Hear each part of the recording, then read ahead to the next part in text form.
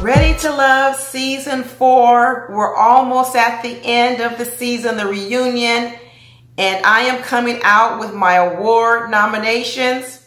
So this award nomination category is going to be for Best Female Closer. Can she close the deal?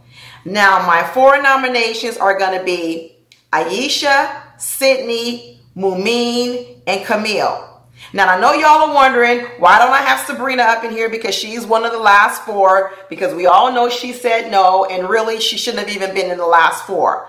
I have substituted Sabrina for Kamil, because although Kamil and Cornelius didn't play the game the way the game rules were laid out by the television show, they are a couple and we all know it. So I am going to put her, Kamil, in the nominations for Can She Close the Deal. So let me talk about my 4 nominees. First of all, there's Mumen. Mumen barely made it into this category. It is really conciliatory that I put her in here because she actually did make it to the end. But my problem with Mumen has always been, I think she's a poor starter and I think she has a poor value proposition to men. Hear me out. I think Mumen is a wonderful person, but I think she doesn't know how to sell herself, and she leads with her drawbacks as opposed to her assets. Mumen needs to step back and come back with a good pitch. You know how they talk about in marketing, you need an elevator pitch? Mumen needs the elevator pitch, because the one she leads with is, I'm celibate. Girl, that don't draw nobody in. Nobody leads with what you don't give. No one's telling you you need to have sex before marriage, but no one, when they're trying to attract someone or something, leads with what they're not doing. Poor elevator pitch. In my last video, I talked to you guys about comparing women to cars, and women are the sellers, men are the purchasers. If women get this in their head, they would get this dating game so much better. What confuses women is they're out there thinking they're the purchaser, so they start with what they want. And that's what Mumen does. She constantly starts with what she wants, what are her boundaries, what she's not going to accept. It doesn't mean that you don't get there, but that's not what you start with. When someone comes on the car lot to look for a car, the salesman doesn't start talking about what the car don't do.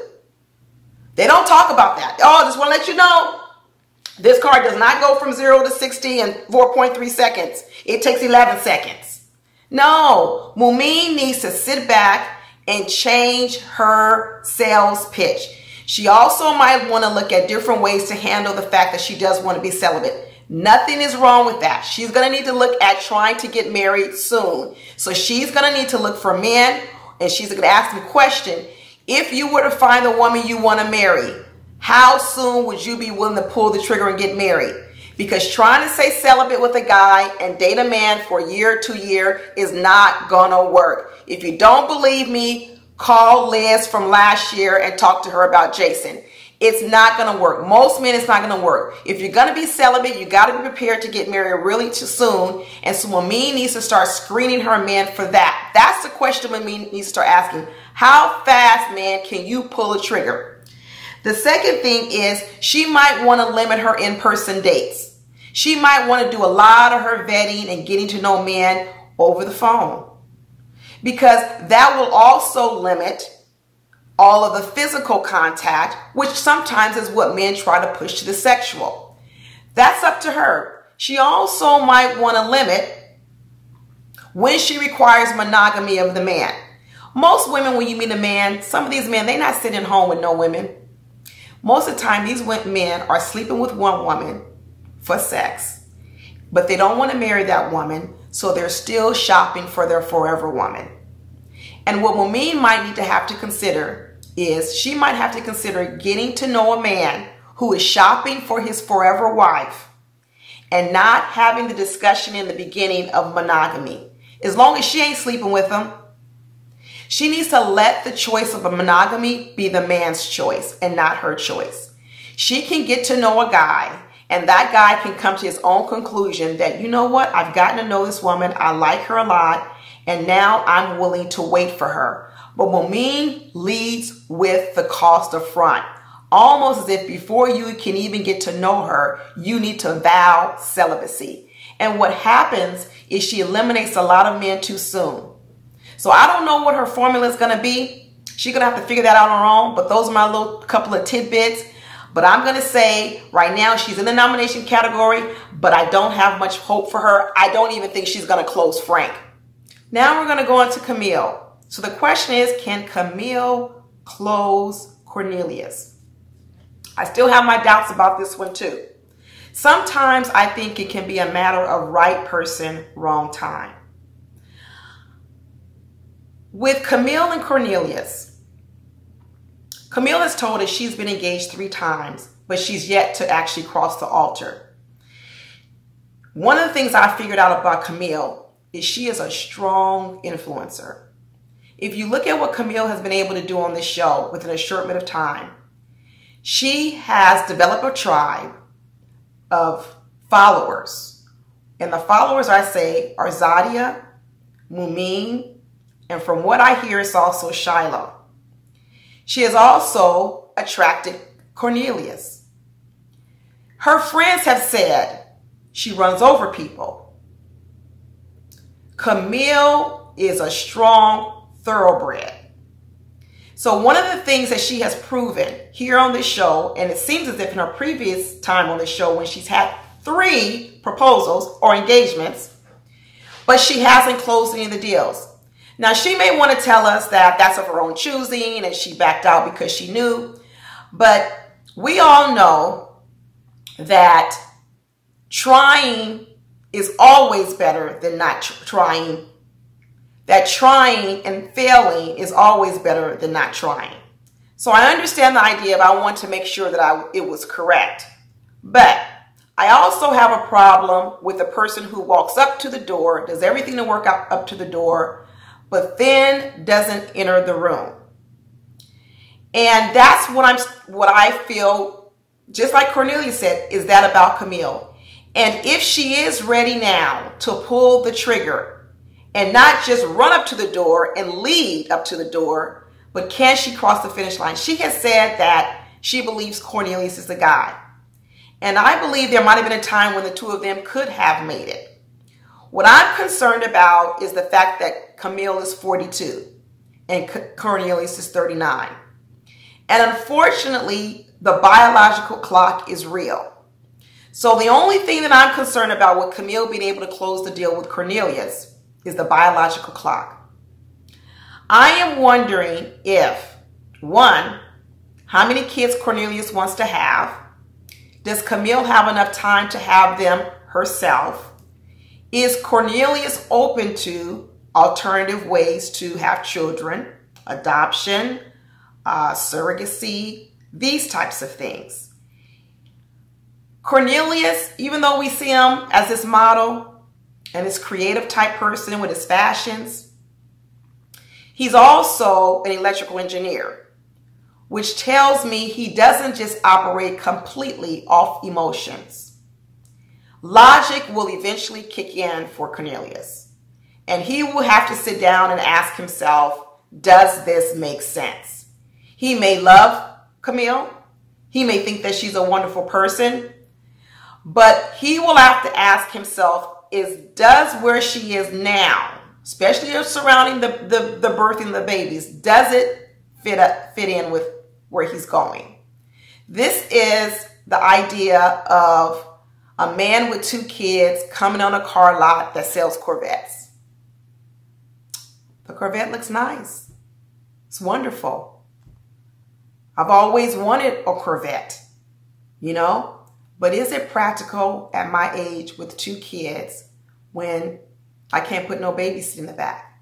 That's what I'm wondering, is that's what's going on with Kamil and Cornelius. Only time will tell and they will know. We don't know what's going on with all these couples, so I can only go off what I know. But that's the concern I have with, is if Kamil can close the deal for Cornelius. The next one is Sydney. Now, Sydney, if you look at my other videos, I talk about how Sydney, man, she knows how to lay out the bait. She knows how to reel the guy in. What I'm most concerned about Sydney is she can't close. That she's good at attracting, but she can't close the deal. She's good at knowing what men want, and she's good at presenting that, but she can't deliver the final package. And so what I'm wondering is if her deals fall apart. I'm wondering if in the end, she's able to get the man on the car lot. She's able to attract the guy. The man loves what the car looks like. They like a lot of things about the car. But then they say, I'm starting to see some things about the car that maybe this isn't what I want long term. It may be fun in the beginning, but does she have what it takes to go from the woman that can attract, have fun, get the guy interested up front, which let me tell you, that's half the battle. When you're talking about marketing, attracting a customer is hard. Then you have to retain the customer. So I understand that Sydney can absolutely attract customers. And in fact, Mumen and other women, they actually need to see what Sydney does to attract them. But what Sydney scares me about is, can she close? Can she deliver? So my next nominee is Aisha.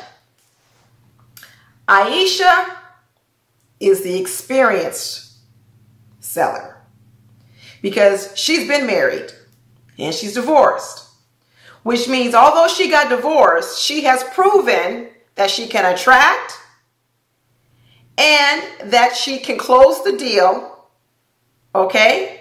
And that she actually was married for quite a long time. So she's proven in the past. So now my question is, can she close Dante? The one thing that scared me about Aisha last week was she led with her cost. I called them her maintenance costs because we still gonna keep using this car analogy. Aisha wants to be in her femininity. She doesn't want to be the breadwinner. She doesn't need to be. In fact, she says she really only wants to pay maybe a bill or two, preferably none. So what I'm concerned about Aisha is, one, she led with her cost. No salesperson starts telling you about the cost of the vehicle before you've even purchased the vehicle. It's not to the very end. Everybody's bought a car. You know what happens at the very end, after they've closed you, after all of this, they come to you and say, do you want this extended warranty plan? Then they start talking to you about the maintenance costs, but they rope you in first. That's what I didn't like what Aisha did last week. I'm hoping she can backtrack on that. I'm hoping she can recoup from that. But what I also liked about Aisha, what I saw was when that whole debacle was going down with her and Zadia and Kamil.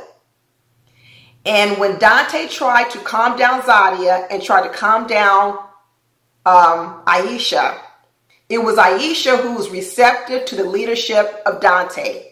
And I think Dante saw that and he said, she is workable. I could work with her. That even though we may not agree in the beginning, she knows how to listen. And we can come to a conclusion together. And I think that's what Aisha showed. So what I'm hoping is that Aisha will pull back on the maintenance costs in the beginning. And can she continue to talk about her value and those types of things? And then later on, start talking about what's going to cost Dante. Because if Dante buys into the plan, he's going to pay the maintenance cost. We all know that. But you don't lead with the maintenance cost. So we will see. We will see after the reunion. I'm going to come back and crown the best closer. But you all let me know what you think. Do you think I have the right four on the top? And who do you think is the best closer of this season? All right. Talk to you later. Bye.